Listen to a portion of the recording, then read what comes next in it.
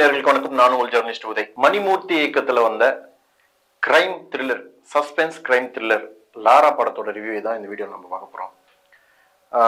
முக்கியமா சொல்லணும்னா 2025 பார்த்த முதல் திரைப்படம். முதல்ல வந்து கிரைம் த்ரில்லர் நல்லா சுவாரஸ்யமா கொண்டு போன ஒரு கதைன்னே சொல்லிடலாம். ஆரம்பத்திலே சொல்லிட்டேன். இதுல வந்து முருகா அசோக் குமார், கார்த்திக் கேஷன், மேத்யூ, நெக்ஸ்ட் வெண்மதி மற்றும் பலர் நடிச்சிருந்தாங்க. பெரிய ஸ்டார் கேஸ்ட் இல்லைனாலும் ஒரு சின்ன குழு மிக அற்புதமான ஒரு படத்தை கொடுத்துருக்காங்க.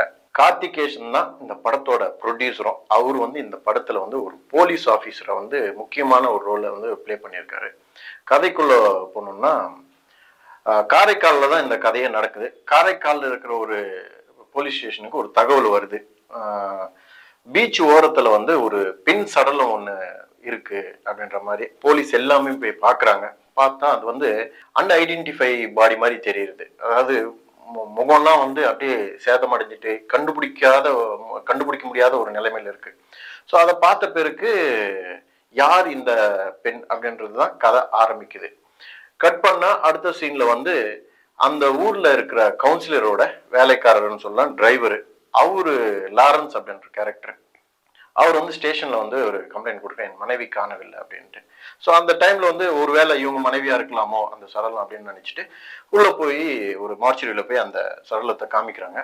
அவரும் வெளியே வந்து அப்படியே ஒரு வாந்தி எடுத்துட்டு இல்ல இது எங்களுடைய என் ஒய்ஃப் கிடையாது அப்படின்னு அவரும் சொல்லுவாரு.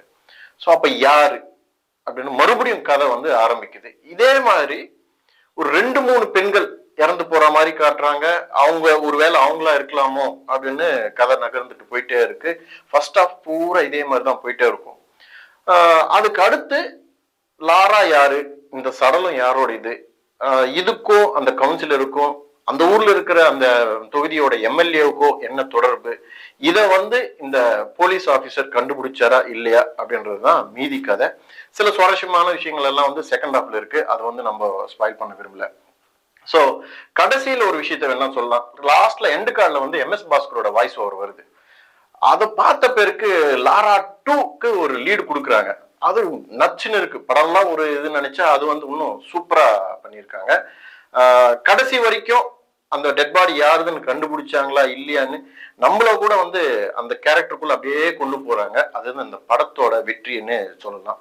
ஸோ ஒரு சின்ன குழு சூப்பரா வந்து பண்ணியிருக்காங்க.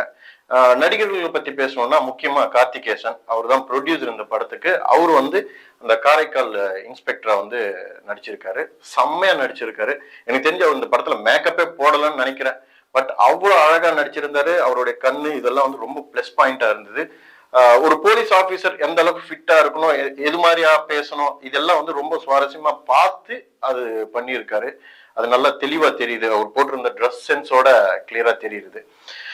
அதுக்கப்புறம் வந்து முருகா அசோக் ஃபர்ஸ்ட் ஹாஃப்ல அவருக்கு அந்த அளவுக்கு ஸ்கோரிங் இல்லைன்னாலும் செகண்ட் ஹாஃப்ல மனுஷன் வந்து நம்மள சூப்பரா வந்து ஈர்க்க வைக்கிறாரு. சில காதல் சீனா இருக்கட்டும், அவரு அந்த காதலியோட அழுகிற சீனு, இதெல்லாம் வந்து நச்சுன்னு பண்ணியிருக்காரு. சில பேர் நம்மளுக்கு தோணும், இவர் ரொம்ப சீனியர் ஆர்டிஸ்ட் ஆச்சே, இவர் வேற லெவல்ல இருக்கணுமே, ஏன் இன்னும் இப்படியே இருக்கிறான்னு சில பேரை தோணும். அந்த லிஸ்ட்ல எனக்கு தெரிஞ்சு அசோக்கும் இருக்கிறாப்புல. ஏன்னா வந்து பழைய கிட்டத்தட்ட ஒரு 10 வருஷத்துக்கு முன்னாடி இருந்து அவரு நிறைய படத்துல நடிச்சிட்டு இருக்காரு. நடிப்புல வந்து அவ்வளவு சூப்பரா இருப்பாப்புல மனுஷன். இந்த படத்துல கூட அந்த அளவுக்கு வந்து மெச்சூர்டான ஒரு நடிப்பை கொடுத்திருப்பாரு. ஒரு சாஃப்ட் கேரக்டரா இருப்பாரு. சில டைம் அந்த காதலை எக்ஸ்பிரஸ் பண்றது, அழுவும் போது அவருடைய அந்த கவலையை பூரா கொட்டுறது, இதெல்லாம் வந்து செம்மையா நடிச்சிருந்தாரு. சூப்பரா அவருக்கு மார்க்ஸ் கொடுக்கலாம், அதுல டவுட்டே கிடையாது. அதுக்கப்புறம் வந்து எம்எல்ஏ கேரக்டர் அவரும் வந்து செம்மையா பண்ணியிருந்தாரு. ஸோ படத்துல எல்லாமே ஹீரோயின் முதல்ல கொண்டு மற்றவங்க எல்லாருமே அழகா நடிச்சிருந்தாங்க. நம்மளையும் வந்து அவங்க கேரக்டர் அப்படியே மோல்டு பண்ணிட்டு போற மாதிரியே யோசிக்கிற மாதிரியே பண்ணியிருந்தாங்க. ஸோ எல்லாமே பக்கா. அதுக்கப்புறம் வந்து ரகு மியூசிக் டைரக்டர் நம்பாலும் சும்மா பின்னி பெடல் எடுத்திருக்காரு. ஸ்கோரிங் எல்லாம் வந்து ஒரு சில சீன்ல வந்து பேக்ரவுண்ட் ஸ்கோரிங் எல்லாம் வந்து வேற லெவலா இருந்தது. அந்த ஸ்கோரிங் தான் நம்ம வந்து அந்த பரபரப்பா கொண்டு போய் உட்கார வச்சுது. அதுல வந்து மியூசிக் டைரக்டர் சக்சஸ் ஆயிருக்காரு. ஒட்டுமொத்தமா இந்த சின்ன குழு ஒரு அற்புதமான சஸ்பென்ஸ் த்ரில்லரை கொடுத்திருக்காங்க. உங்களுக்கு டைம் இருந்தா கண்டிப்பா போய் பாருங்க. ஒரு அழகான ஒரு படம். மற்றொரு வீடியோவில் சந்திப்போம். நன்றி, வணக்கம்.